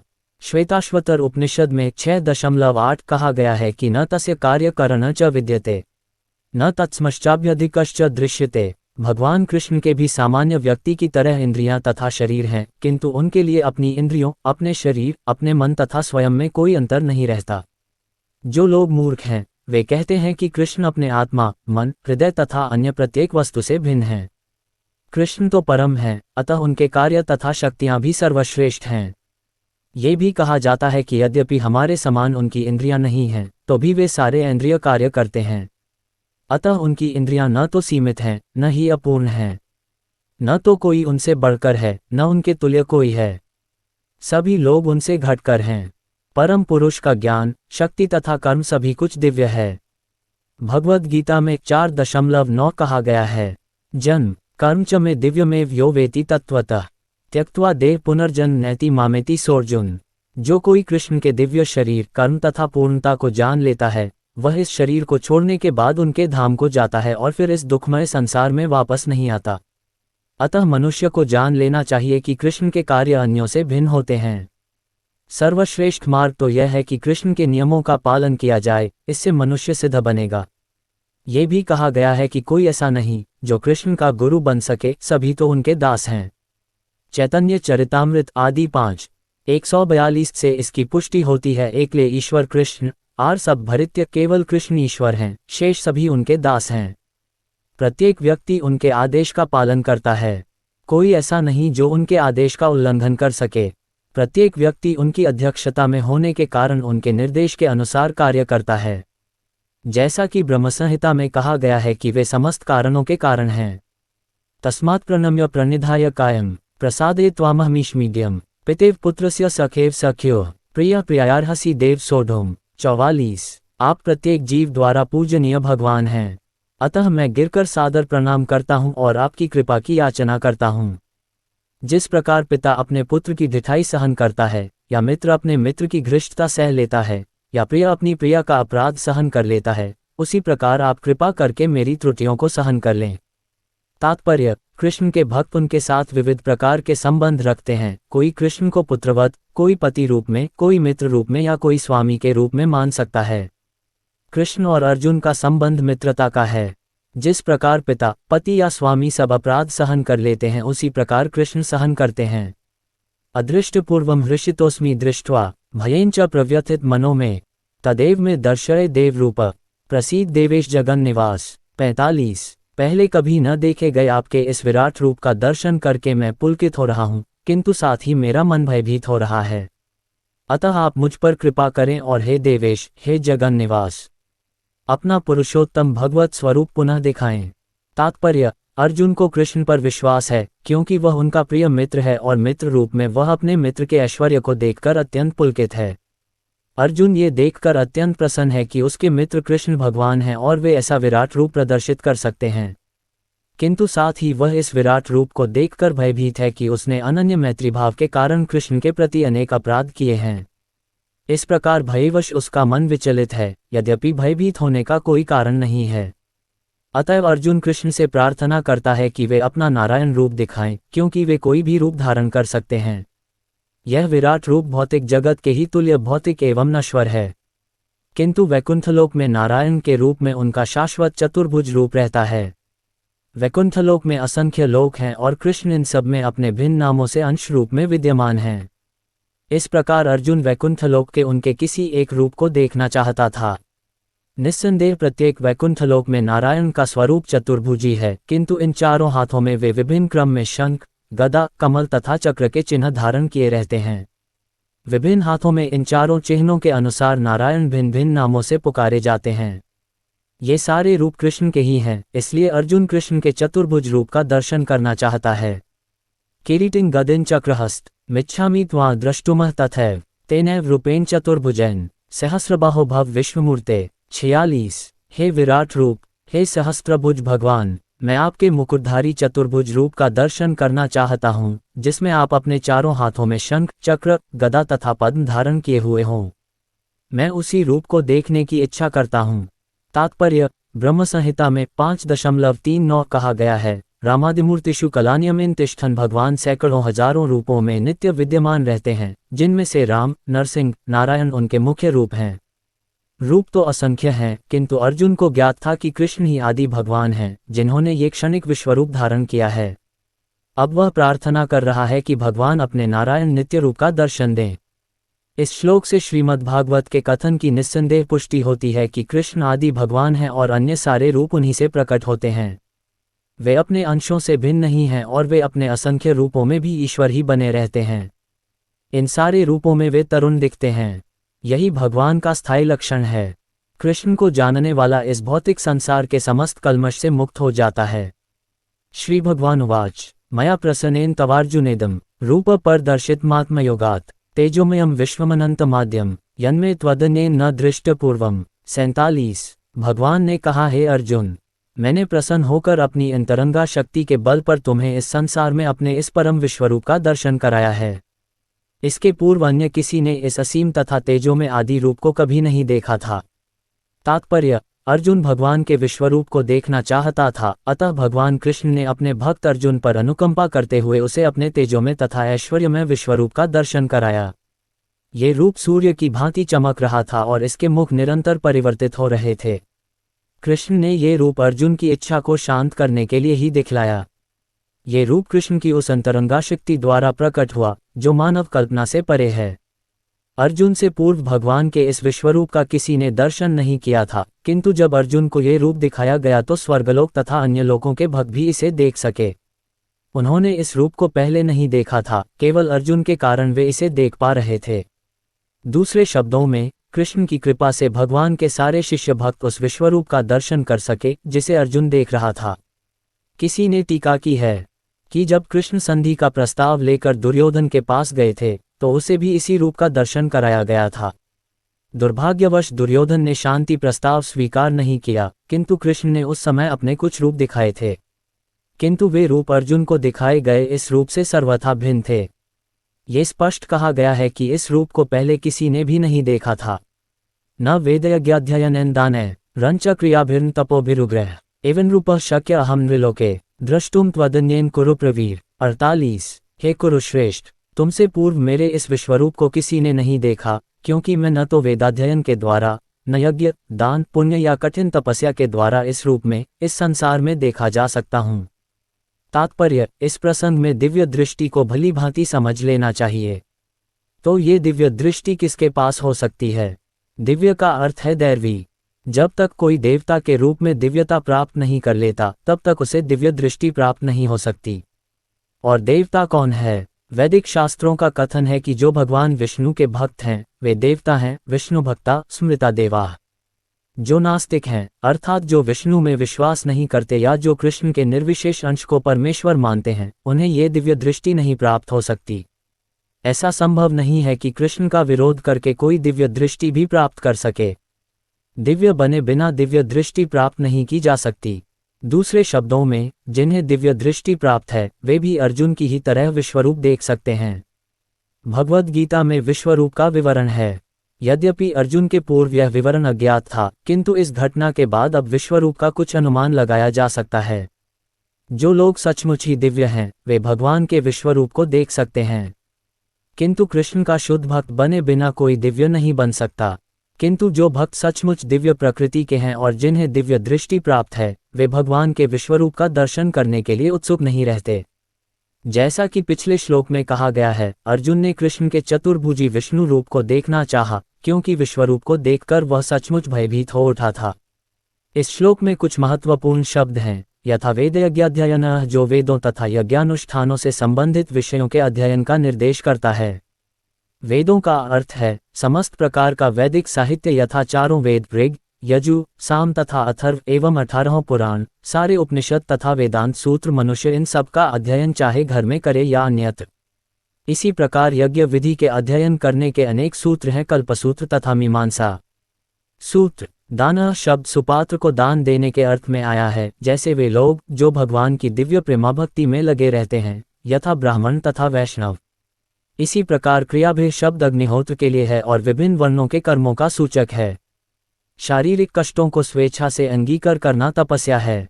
इस तरह मनुष्य भले ही इन सारे कार्यों तपस्या, दान, वेदाध्ययन आदि को करे, किंतु जब तक वह अर्जुन की भांति भक्त नहीं होता तब तक वह विश्वरूप का दर्शन नहीं कर सकता। निर्विशेषवादी भी कल्पना करते रहते हैं कि वे भगवान के विश्वरूप का दर्शन कर रहे हैं, किंतु भगवद गीता से हम जानते हैं कि निर्विशेषवादी भक्त नहीं हैं। फलतः वे भगवान के विश्वरूप को नहीं देख पाते। ऐसे अनेक पुरुष हैं जो अवतारों की सृष्टि करते हैं। वे झूठे ही सामान्य व्यक्ति को अवतार मानते हैं, किंतु यह मूर्खता है। हमें तो भगवद गीता का अनुसरण करना चाहिए, अन्यथा पूर्ण आध्यात्मिक ज्ञान प्राप्ति की कोई संभावना नहीं है। यद्यपि भगवद गीता को भगवत तत्व का प्राथमिक अध्ययन माना जाता है, तो भी यह इतना पूर्ण है कि कौन क्या है इसका अंतर बताया जा सकता है। छद्म अवतार के समर्थक ये कह सकते हैं कि उन्होंने भी ईश्वर के दिव्य अवतार विश्वरूप को देखा है, किंतु ये स्वीकार्य नहीं, क्योंकि यहाँ पर यह स्पष्ट उल्लेख हुआ है कि कृष्ण का भक्त बने बिना ईश्वर के विश्वरूप को नहीं देखा जा सकता। अतः पहले कृष्ण का शुद्ध भक्त बनना होता है, तभी कोई दावा कर सकता है कि वह विश्वरूप का दर्शन करा सकता है जिसे उसने देखा है। कृष्ण का भक्त कभी भी छद्म अवतारों को या इनके अनुयायियों को मान्यता नहीं देता। मा व्यथा मा च विमुभावो दृष्ट्वा रूप घोरमीदीद्ममेदं व्यपेद्भिः प्रीतमनाः पुनस्त्वं तदेव मे रूपमिदं प्रपश्य। 49। तुम मेरे इस भयानक रूप को देखकर अत्यंत विचलित एवं मोहित हो गए हो। अब इसे समाप्त करता हूँ। हे मेरे भक्त, तुम समस्त चिंताओं से पुनः मुक्त हो जाओ। तुम शांत चित्त से अब अपना इच्छित रूप देख सकते हो। तात्पर्य: भगवद गीता के प्रारंभ में अर्जुन अपने पूज्य पितामह भीष्म तथा गुरु द्रोण के वध के विषय में चिंतित था, किंतु कृष्ण ने कहा कि उसे अपने पितामह का वध करने से डरना नहीं चाहिए। जब कौरवों की सभा में धृतराष्ट्र के पुत्र द्रौपदी को विवस्त्र करना चाह रहे थे, तो भीष्म तथा द्रोण मौन थे, अतः कर्तव्य विमुख होने के कारण इनका वध होना चाहिए। कृष्ण ने अर्जुन को अपने विश्वरूप का दर्शन ये दिखाने के लिए कराया कि ये लोग अपने कुकृत्यों के कारण पहले ही मारे जा चुके हैं। ये दृश्य अर्जुन को इसलिए दिखलाया गया क्योंकि भक्त शांत होते हैं और ऐसे जघन्य कर्म नहीं कर सकते। विश्वरूप प्रकट करने का अभिप्राय स्पष्ट हो चुका था। अब अर्जुन कृष्ण के चतुर्भुज रूप को देखना चाह रहा था, अतः उन्होंने ये रूप दिखाया। भक्त कभी भी विश्वरूप देखने में रुचि नहीं लेता, क्योंकि इससे प्रेमानुभूति का आदान प्रदान नहीं हो सकता। भक्त या तो अपना पूजा भाव अर्पित करना चाहता है या दो भुजा वाले कृष्ण का दर्शन करना चाहता है, जिससे वह भगवान के साथ प्रेमाभक्ति का आदान प्रदान कर सके। संजय उवाच इत्यर्जुन वासुदेवस्तथोक्त्वा स्वकं रूप दर्शयामास भूयः आश्वासयामास च भीतमेन भूत्वा पुनः सौम्यपुरमहात्मा। 50। संजय ने धृतराष्ट्र से कहा, अर्जुन से इस प्रकार कहने के बाद भगवान कृष्ण ने अपना असली चतुर्भुज रूप प्रकट किया और अंत में दो भुजाओं वाला अपना रूप प्रदर्शित करके भयभीत अर्जुन को धैर्य बंधाया। तात्पर्य: जब कृष्ण वसुदेव तथा देवकी के पुत्र रूप में प्रकट हुए तो पहले वे चतुर्भुज नारायण रूप में ही प्रकट हुए, किंतु जब उनके माता पिता ने प्रार्थना की तो उन्होंने सामान्य बालक का रूप धारण कर लिया। उसी प्रकार कृष्ण को ज्ञात था कि अर्जुन उनके चतुर्भुज रूप को देखने का इच्छुक नहीं है, किंतु चूंकि अर्जुन ने उनको इस रूप में देखने की प्रार्थना की थी, अतः कृष्ण ने पहले अपना चतुर्भुज रूप दिखलाया और फिर वे अपने दो भुजाओं वाले रूप में प्रकट हुए। सौम्यपो शब्द अत्यंत महत्वपूर्ण है। इसका अर्थ है अत्यंत सुंदर रूप। जब कृष्ण विद्यमान थे तो सारे लोग उनके रूप पर ही मोहित हो जाते थे, और चूंकि कृष्ण इस विश्व के निर्देशक हैं, अतः उन्होंने अपने भक्त अर्जुन का भय दूर किया और पुनः उसे अपना सुंदर सौम्य रूप दिखलाया। ब्रह्म संहिता में 5.38 कहा गया है, प्रेमांजनच्छुरित भक्ति विलोचन। जिस व्यक्ति की आंखों में प्रेमरूपी अंजन लगा है, वही कृष्ण के सौम्य रूप का दर्शन कर सकता है। अर्जुन उवाच दृष्ट्वेदं मानुष रूप तव सौम्यम जनार्दन इदानीमस्मि संवृतः सचेता प्रकृतिगतः। 51। जब अर्जुन ने कृष्ण को उनके आदि रूप में देखा तो कहा, हे जनार्दन, आपके इस अतीव सुंदर मानवीय रूप को देखकर मैं अब स्थिरचित हूँ और मैंने अपनी प्राकृत अवस्था प्राप्त कर ली है। तात्पर्य: यहाँ पर प्रयुक्त मानुष रूपम शब्द स्पष्ट सूचित करते हैं कि भगवान मूलतः दो भुजाओं वाले हैं। जो लोग कृष्ण को सामान्य व्यक्ति मानकर उनका उपहास करते हैं, उनको यहाँ पर भगवान की दिव्य प्रकृति से अनभिज्ञ बताया गया है। यदि कृष्ण सामान्य मनुष्य होते तो उनके लिए पहले विश्वरूप और फिर चतुर्भुज नारायण रूप दिखा पाना कैसे संभव हो पाता। अतः भगवद गीता में ये स्पष्ट उल्लेख है कि जो कृष्ण को सामान्य व्यक्ति मानता है और पाठक को ये कहकर भ्रांत करता है कि कृष्ण के भीतर का निर्विशेष ब्रह्म बोल रहा है, वह सबसे बड़ा अन्याय करता है। कृष्ण ने सचमुच अपने विश्वरूप को तथा चतुर्भुज विष्णु रूप को प्रदर्शित किया, तो फिर वे किस तरह सामान्य पुरुष हो सकते हैं। शुद्ध भक्त कभी भी ऐसी गुमराह करने वाली टीकाओं से विचलित नहीं होता, क्योंकि वह वास्तविकता से अवगत रहता है। भगवद गीता के मूल श्लोक सूर्य की भांति स्पष्ट हैं, मूर्ख टीकाकारों को उन पर प्रकाश डालने की कोई आवश्यकता नहीं है। श्री भगवान उवाच सुदुर्दर्शमिदं रूप दृष्ट्वानसि यन्मम देवा अप्यस्य रूपस्य नित्यम दर्शन कांक्षिणः। 52। श्री भगवान ने कहा, हे अर्जुन, तुम मेरे जिस रूप को इस समय देख रहे हो, उसे देख पाना अत्यंत दुष्कर है। यहाँ तक कि देवता भी इस अत्यंत प्रिय रूप को देखने की ताक में रहते हैं। तात्पर्य: इस अध्याय के 48वें श्लोक में भगवान कृष्ण ने अपना विश्वरूप दिखाना बंद किया और अर्जुन को बताया कि अनेक तप यज्ञ आदि करने पर भी इस रूप को देख पाना असंभव है। अब सुदुर्दर्शम शब्द का प्रयोग किया जा रहा है, जो सूचित करता है कि कृष्ण का द्विभुज रूप और अधिक गुह्य है। कोई तपस्या, वेदाध्ययन तथा दार्शनिक चिंतन आदि विभिन्न क्रियाओं के साथ थोड़ा सा भक्ति तत्व मिलाकर कृष्ण के विश्वरूप का दर्शन संभवतः कर सकता है, लेकिन भक्ति तत्व के बिना यह संभव नहीं है। इसका वर्णन पहले ही किया जा चुका है। फिर भी विश्वरूप से आगे कृष्ण का द्विभुज रूप है, जिसे ब्रह्मा तथा शिव जैसे बड़े बड़े देवताओं द्वारा भी देख पाना और भी कठिन है।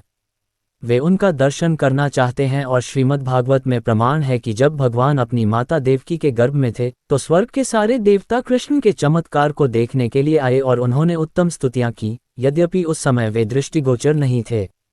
वे उनके दर्शन की प्रतीक्षा करते रहे। मूर्ख व्यक्ति उन्हें सामान्य जन समझकर भले ही उनका उपहास कर ले और उनका सम्मान न करके उनके भीतर स्थित किसी निराकार कुछ का सम्मान करे, किंतु ये सब मूर्खतापूर्ण व्यवहार है।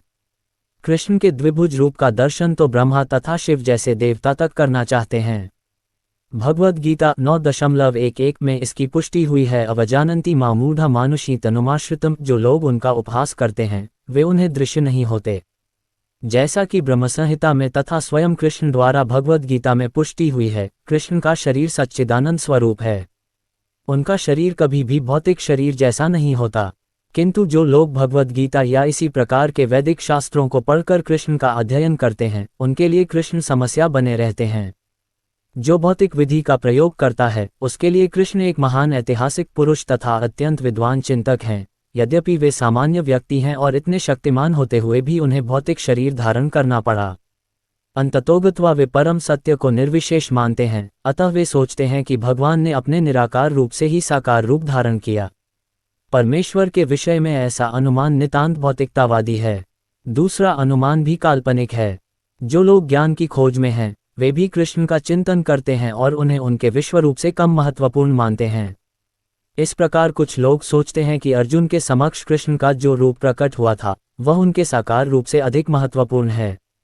उनके अनुसार कृष्ण का साकार रूप काल्पनिक है। उनका विश्वास है कि परम सत्य व्यक्ति नहीं है। किंतु भगवद गीता के 4th अध्याय में दिव्य विधि का वर्णन है और वह कृष्ण के विषय में प्रामाणिक व्यक्तियों से श्रवण करने की है। यही वास्तविक वैदिक विधि है और जो लोग सचमुच वैदिक परंपरा में हैं वे किसी अधिकारी से ही कृष्ण के विषय में श्रवण करते हैं और बारंबार श्रवण करने से कृष्ण उनके प्रिय हो जाते हैं। जैसा कि हम कई बार बता चुके हैं कि कृष्ण अपनी योगमाया शक्ति से आच्छादित हैं। उन्हें हर कोई नहीं देख सकता, वही उन्हें देख पाता है जिसके समक्ष वे प्रकट होते हैं। इसकी पुष्टि वेदों में हुई है, किंतु जो शरणागत हो चुका है वह परम सत्य को सचमुच समझ सकता है। निरंतर कृष्ण भावनामृत से तथा कृष्ण की भक्ति से आध्यात्मिक आंखें खुल जाती हैं और वह कृष्ण को प्रकट रूप में देख सकता है। ऐसा प्राकट्य देवताओं तक के लिए दुर्लभ है, अतः वे भी उन्हें नहीं समझ पाते और उनके द्विभुज रूप के दर्शन की ताक में रहते हैं। निष्कर्ष ये निकला कि यद्यपि कृष्ण के विश्वरूप का दर्शन कर पाना अत्यंत दुर्लभ है और हर कोई ऐसा नहीं कर सकता, किंतु उनके श्याम सुंदर रूप को समझ पाना तो और भी कठिन है। ना हम वेदेन तपसा न दानेन न चैजया शक्य एवं विधो द्रष्टुम दृष्ट्वा न सीमा यथा। 53 तुम अपने दिव्य नेत्रों से जिस रूप का दर्शन कर रहे हो उसे न तो वेदाध्ययन से, न कठिन तपस्या से, न दान से, न पूजा से ही जाना जा सकता है। कोई इन साधनों के द्वारा मुझे मेरे रूप में नहीं देख सकता। तात्पर्य: कृष्ण पहले अपनी माता देवकी तथा पिता वसुदेव के समक्ष चतुर्भुज रूप में प्रकट हुए थे और तब उन्होंने अपना द्विभुज रूप धारण किया था। जो लोग नास्तिक हैं या भक्तिविहीन हैं उनके लिए इस रहस्य को समझ पाना अत्यंत कठिन है। जिन विद्वानों ने केवल व्याकरण विधि से या कोरी शैक्षिक योग्यताओं के आधार पर वैदिक साहित्य का अध्ययन किया है वे कृष्ण को नहीं समझ सकते। न ही वे लोग कृष्ण को समझ सकेंगे जो औपचारिक पूजा करने के लिए मंदिर जाते हैं। वे भले ही वहां जाते रहें, वे कृष्ण के असली रूप को नहीं समझ सकेंगे। कृष्ण को तो केवल भक्ति मार्ग से समझा जा सकता है, जैसा कि कृष्ण ने स्वयं अगले श्लोक में बताया है। भक्त्या त्वनन्यया शक्य अहमेव विदोर्जुन ज्ञातुं द्रष्टुम च तत्त्वेन प्रवेष्टुम च परन्तप।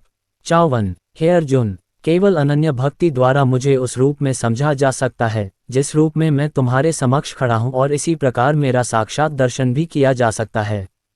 केवल इसी विधि से तुम मेरे ज्ञान के रहस्य को पा सकते हो। तात्पर्य: कृष्ण को केवल अनन्य भक्ति योग द्वारा समझा जा सकता है। इस श्लोक में वे इसे स्पष्टतया कहते हैं जिससे ऐसे अंधिकारी टीकाकार जो भगवद गीता को केवल कल्पना के द्वारा समझना चाहते हैं ये जान सकें कि वे समय का अपव्यय कर रहे हैं। कोई यह नहीं जान सकता कि वे किस प्रकार चतुर्भुज रूप में माता के गर्भ से उत्पन्न हुए और फिर तुरंत ही 2 भुजाओं वाले रूप में बदल गए। ये बातें न तो वेदों के अध्ययन से समझी जा सकती हैं न दार्शनिक चिंतन द्वारा। अतः यहाँ पर स्पष्ट कहा गया है कि न तो कोई उन्हें देख सकता है और न इन बातों का रहस्य ही समझ सकता है। किंतु जो लोग वैदिक साहित्य के अनुभवी विद्यार्थी हैं, वे अनेक प्रकार से वैदिक ग्रंथों के माध्यम से उन्हें जान सकते हैं। इसके लिए अनेक विधि विधान हैं और यदि कोई सचमुच उन्हें जानना चाहता है तो उसे प्रामाणिक ग्रंथों में उल्लिखित विधियों का पालन करना चाहिए। वह इन नियमों के अनुसार तपस्या कर सकता है। उदाहरणार्थ, कठिन तपस्या के हेतु वह कृष्ण जन्माष्टमी को, जो कृष्ण का आविर्भाव दिवस है, तथा मास की दोनों एकादशियों को उपवास कर सकता है। जहाँ तक दान का संबंध है, ये बात साफ है कि उन कृष्ण भक्तों को ये दान दिया जाए जो संसार भर में कृष्ण दर्शन को या कृष्ण भावनामृत को फैलाने में लगे हुए हैं। कृष्ण भावनामृत मानवता के लिए वरदान है। रूप गोस्वामी ने भगवान चैतन्य की प्रशंसा परम दानवीर के रूप में की है, क्योंकि उन्होंने कृष्ण प्रेम का मुक्त रीति से विस्तार किया, जिसे प्राप्त कर पाना बहुत कठिन है। अतः यदि कोई कृष्ण भावनामृत का प्रचार करने वाले व्यक्तियों को अपना धन दान में देता है, तो कृष्ण भावनामृत का प्रचार करने के लिए दिया गया ये दान संसार का सबसे बड़ा दान है। और यदि कोई मंदिर में जाकर विधिपूर्वक पूजा करता है, भारत के मंदिरों में सदा कोई न कोई मूर्ति, सामान्यतया विष्णु या कृष्ण की मूर्ति रहती है, तो ये भगवान की पूजा करके तथा उन्हें सम्मान प्रदान करके उन्नति करने का अवसर होता है। नौसिखियों के लिए भगवान की भक्ति करते हुए मंदिर पूजा अनिवार्य है, जिसकी पुष्टि श्वेताश्वतर उपनिषद में 6.23 हुई है। यस्य देवे परा भक्तिर्यथा देवे तथा गुरों तस्यैते कथिता ह्यर्थाः प्रकाशन्ते महात्मनः, जिसमें भगवान के लिए अविचल भक्तिभाव होता है और जिसका मार्गदर्शन गुरु करता है, जिसमें भी उसकी वैसी ही अविचल श्रद्धा होती है, वह भगवान का दर्शन प्रकट रूप में कर सकता है। मानसिक चिंतन मनोधर्म द्वारा कृष्ण को नहीं समझा जा सकता। जो व्यक्ति प्रामाणिक गुरु से मार्गदर्शन प्राप्त नहीं करता, उसके लिए कृष्ण को समझने का शुभारंभ कर पाना भी कठिन है। यहाँ पर तू शब्द का प्रयोग विशेष रूप से यह सूचित करने के लिए हुआ है कि कोई अन्य विधि न तो बताई जा सकती है, न प्रयुक्त की जा सकती है, न ही कृष्ण को समझने में सफल हो सकती है। कृष्ण के चतुर्भुज तथा द्विभुज साक्षात रूप अर्जुन को दिखाए गए क्षणिक विश्वरूप से सर्वथा भिन्न हैं। नारायण का चतुर्भुज रूप तथा कृष्ण का द्विभुज रूप दोनों ही शाश्वत तथा दिव्य हैं, जबकि अर्जुन को दिखलाया गया विश्वरूप नश्वर है। सुदूरदर्शन शब्द का अर्थ ही है देख पाने में कठिन, जिससे पता चलता है कि इस विश्वरूप को किसी ने नहीं देखा था। इससे ये भी पता चलता है कि भक्तों को इस रूप को दिखाने की आवश्यकता भी नहीं थी। इस रूप को कृष्ण ने अर्जुन की प्रार्थना पर दिखाया था, जिससे भविष्य में यदि कोई अपने को भगवान का अवतार कहे तो लोग उससे कह सकें कि तुम अपना विश्वरूप दिखलाओ। पिछले श्लोक में न शब्द की पुनरुक्ति सूचित करती है कि मनुष्य को वैदिक ग्रंथों के पांडित्य का गर्व नहीं होना चाहिए। उसे कृष्ण की भक्ति करनी चाहिए, तभी वह भगवद गीता की टीका लिखने का प्रयास कर सकता है। कृष्ण विश्वरूप से नारायण के चतुर्भुज रूप में और फिर अपने सहज द्विभुज रूप में परिणत होते हैं। इससे ये सूचित होता है कि वैदिक साहित्य में उल्लिखित चतुर्भुज रूप तथा अन्य रूप कृष्ण के आदि द्विभुज रूप ही से उद्भूत हैं। वे समस्त उद्भवों के उद्गम हैं। कृष्ण इनसे भी भिन्न है। निर्विशेष रूप की कल्पना का तो कुछ कहना ही नहीं।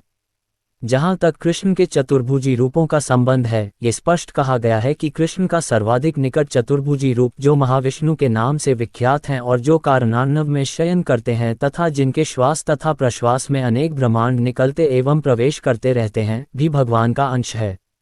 जैसा कि ब्रह्मसंहिता में 5.48 कहा गया है, यस्यैकनिश्वसितकालमथावलंब्य जीवंती लोमविलजा जगदन्नाथा विष्णु महान स यस्य कला विशेषो गोविंदमादि पुरुष तमह भजामी। जिनके श्वास लेने से ही जिनमें अनंत ब्रह्मांड प्रवेश करते हैं तथा पुनः बाहर निकल आते हैं, वे महाविष्णु कृष्ण के अंश रूप हैं। अतः मैं गोविंद या कृष्ण की पूजा करता हूँ, जो समस्त कारणों के कारण हैं। अतः मनुष्य को चाहिए कि कृष्ण के साकार रूप को भगवान मानकर पूजे, क्योंकि वही सच्चिदानंद स्वरूप है। वे विष्णु के समस्त रूपों के उद्गम हैं, वे समस्त अवतारों के उद्गम हैं और आदि महापुरुष हैं, जैसा कि भगवद गीता से पुष्ट होता है।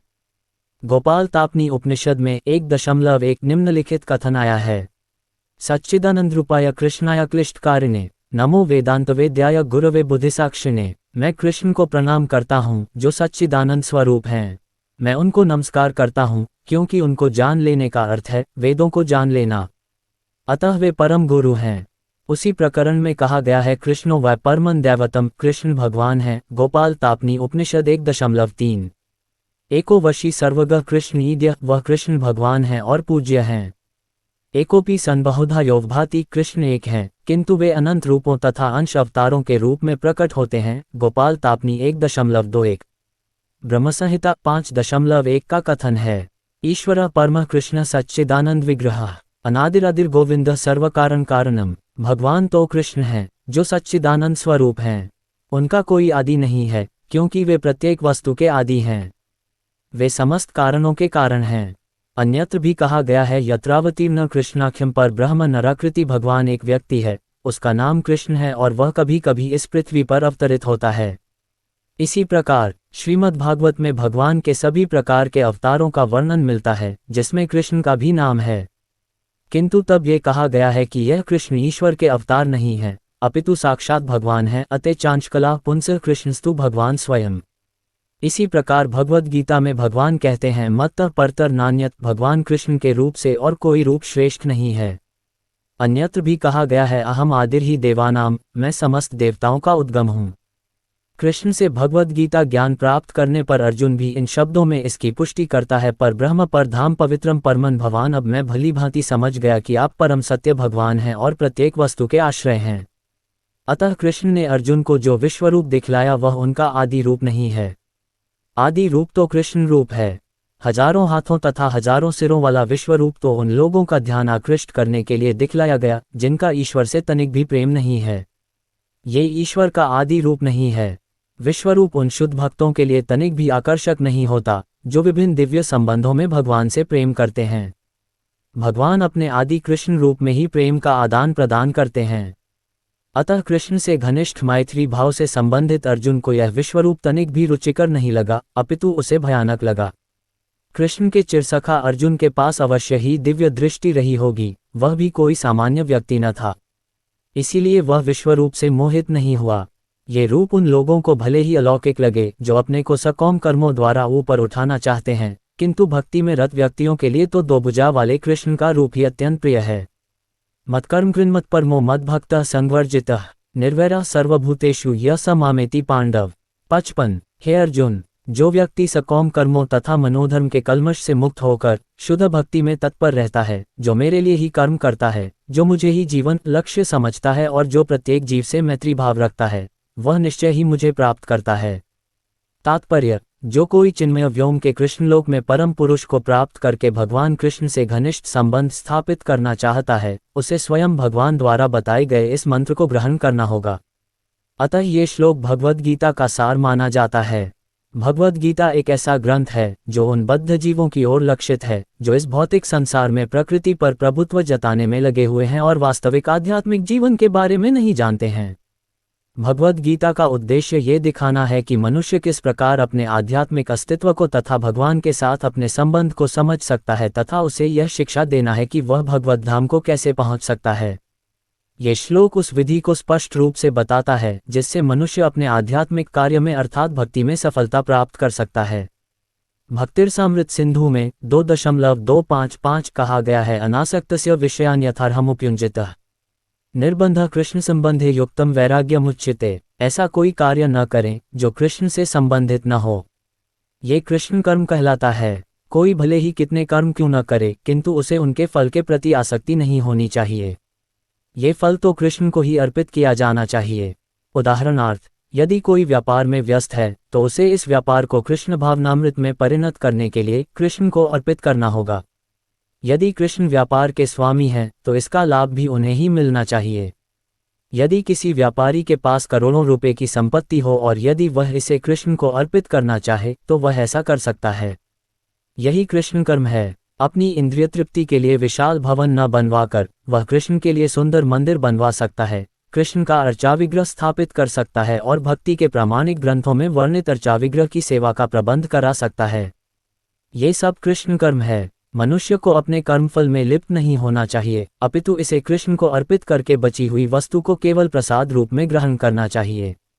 यदि कोई कृष्ण के लिए विशाल भवन बनवा देता है और उसमें कृष्ण का अर्चाविग्रह स्थापित कराता है तो उसमें उसे रहने की मनाही नहीं रहती, लेकिन कृष्ण को ही इस भवन का स्वामी मानना चाहिए। यही कृष्ण भावनामृत है। किंतु यदि कोई कृष्ण के लिए मंदिर नहीं बनवा सकता तो वह कृष्ण मंदिर की सफाई में तो लग सकता है, ये भी कृष्ण कर्म है। वह बगीचे की देखभाल कर सकता है।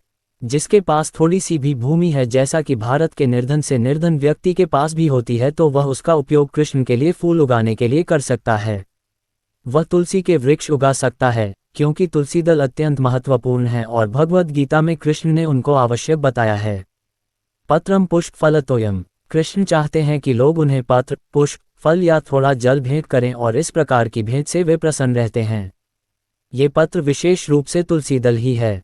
अतः मनुष्य को चाहिए कि वह तुलसी का पौधा लगाकर उसे सींचे। इस तरह गरीब से गरीब व्यक्ति भी अपने को कृष्ण सेवा में लगा सकता है। ये कतिपय उदाहरण हैं जिस तरह कृष्ण कर्म में लगा जा सकता है। मत्परम शब्द उस व्यक्ति के लिए आता है जो अपने जीवन का परम लक्ष्य भगवान कृष्ण के परमधाम में उनकी संगति करना मानता है। ऐसा व्यक्ति चंद्र, सूर्य या स्वर्ग जैसे उच्चतर लोकों में अथवा इस ब्रह्मांड के उच्चतम स्थान ब्रह्मलोक तक में भी जाने का इच्छुक नहीं रहता। उसे इसकी तनिक भी इच्छा नहीं रहती। उसकी आसक्ति तो आध्यात्मिक आकाश में जाने में रहती है। आध्यात्मिक आकाश में भी वह ब्रह्मज्योति से तादात्म्य प्राप्त करके भी संतुष्ट नहीं रहता, क्योंकि वह तो सर्वोच्च आध्यात्मिक लोक में जाना चाहता है, जिसे कृष्णलोक या गोलोक वृंदावन कहते हैं। उसे उस लोक का पूरा ज्ञान रहता है, अतः वह अन्य किसी लोक को नहीं चाहता। जैसा कि मद्भक्त शब्द से सूचित होता है, वह भक्ति में पूर्णतया रत रहता है। विशेष रूप से वह श्रवण, कीर्तन, स्मरण, पादसेवन, अर्चन, वंदन, दास्य, सख्य और आत्मनिवेदन भक्ति के इन 9 साधनों में लगा रहता है। मनुष्य चाहे तो इन 9 साधनों में रत रह सकता है अथवा 8 में, 7 में, नहीं तो कम से कम 1 में तो रत रह सकता है। तब वह निश्चित रूप से कृतार्थ हो जाएगा। संग वर्जिता शब्द भी महत्वपूर्ण है। मनुष्य को चाहिए कि ऐसे लोगों से संबंध तोड़ ले जो कृष्ण के विरोधी हैं। न केवल नास्तिक लोग कृष्ण के विरुद्ध रहते हैं, अपितु वे भी हैं जो सकौम कर्मों तथा मनोधर्म के प्रति आसक्त रहते हैं। अतः भक्तिरसामृत सिंधु में 1.1.11 शुद्ध भक्ति का वर्णन इस प्रकार हुआ है। अन्याभिलाषिता शून्यम ज्ञान कर्माद्यनावृतम आनुकूल्येन कृष्णानुशीलन भक्तिरुत्तमा। इस श्लोक में श्रील रूप गोस्वामी स्पष्ट कहते हैं कि यदि कोई अनन्य भक्ति करना चाहता है तो उसे समस्त प्रकार के भौतिक कल्मश से मुक्त होना चाहिए। उसे ऐसे व्यक्तियों से दूर रहना चाहिए जो सकाम कर्म तथा मनोधर्म में आसक्त हैं। ऐसी अवांछित संगति तथा भौतिक इच्छाओं के कल्मश से मुक्त होने पर ही वह कृष्ण ज्ञान का अनुशीलन कर सकता है, जिसे शुद्ध भक्ति कहते हैं। आनुकूल्यस्य संकल्पः प्रातिकूल्यस्य वर्जनम। हरि भक्ति विलास 11.676। मनुष्य को चाहिए कि अनुकूल भाव से कृष्ण के विषय में सोचे और उन्हीं के लिए कर्म करे, प्रतिकूल भाव से नहीं। कंस कृष्ण का शत्रु था। वह कृष्ण के जन्म से ही उन्हें मारने की तरह तरह की योजनाएं बनाता रहा, किंतु असफल होने के कारण वह सदैव कृष्ण का चिंतन करता रहा। इस तरह सोते जगते काम करते वह सदैव कृष्ण भावना भावित रहा, किंतु उसकी वह कृष्ण भावना अनुकूल न थी। अतः 24 घंटे कृष्ण का चिंतन करते रहने पर भी वह असुर ही माना जाता रहा और अंत में कृष्ण द्वारा मार डाला गया।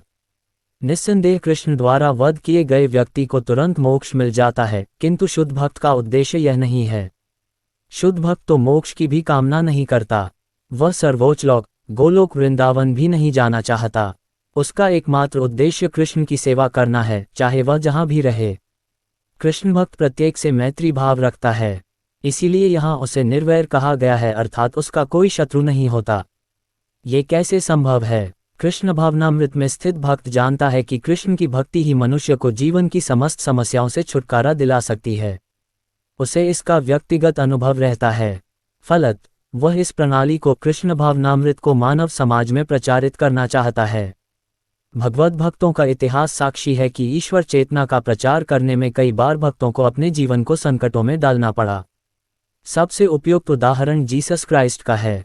उन्हें अभक्तों ने शूली पर चढ़ा दिया, किंतु उन्होंने अपना जीवन कृष्ण भावनामृत के प्रसार में उत्सर्ग किया। निस्संदेह ये कहना कि वे मारे गए ठीक नहीं है। इसी प्रकार भारत में भी अनेक उदाहरण हैं, यथा प्रहलाद महाराज तथा ठाकुर हरिदास। ऐसा संकट उन्होंने क्यों उठाया? क्योंकि वे कृष्ण भावनामृत का प्रसार करना चाहते थे और यह कठिन कार्य है। कृष्ण भावना भावित व्यक्ति जानता है कि मनुष्य कृष्ण के साथ अपने संबंध को भूलने के कारण ही कष्ट भोग रहा है। अतः मानव समाज की सबसे बड़ी सेवा होगी कि अपने पड़ोसी को समस्त भौतिक समस्याओं से उबारा जाए। इस प्रकार शुद्ध भक्त भगवान की सेवा में लगा रहता है। तभी हम समझ सकते हैं कि कृष्ण उन लोगों पर कितने कृपालु हैं जो उनकी सेवा में लगे रहकर उनके लिए सभी प्रकार के कष्ट सहते हैं। अतः ये निश्चित है कि ऐसे लोग इस शरीर को छोड़ने के बाद परमधाम को प्राप्त होते हैं। सारांश ये कि कृष्ण ने अपने क्षणभंगुर विश्वरूप के साथ साथ काल रूप को, जो सब कुछ भक्षण करने वाला है, और यहाँ तक कि चतुर्भुज विष्णु रूप को भी दिखलाया। इस तरह कृष्ण इन समस्त स्वरूपों के उद्गम हैं। ऐसा नहीं है कि वे आदि विश्वरूप या विष्णु की ही अभिव्यक्ति हैं। वे समस्त रूपों के उद्गम हैं। विष्णु तो हजारों लाखों हैं, लेकिन भक्त के लिए कृष्ण का कोई अन्य रूप उतना महत्वपूर्ण नहीं जितना कि मूल दोभुजी श्यामसुंदर रूप। ब्रह्म संहिता में कहा गया है कि जो प्रेम या भक्तिभाव से कृष्ण के श्यामसुंदर रूप के प्रति आसक्त हैं, वे सदैव उन्हें अपने हृदय में देख सकते हैं और कुछ भी नहीं देख सकते। अतः मनुष्य को समझ लेना चाहिए कि इस 11वें अध्याय का तात्पर्य यही है कि कृष्ण का रूप ही सर्वोपरि है एवं परम सार है। इस प्रकार श्रीमद् भगवद गीता के 11वें अध्याय विराट रूप का भक्ति वेदांत तात्पर्य पूर्ण हुआ।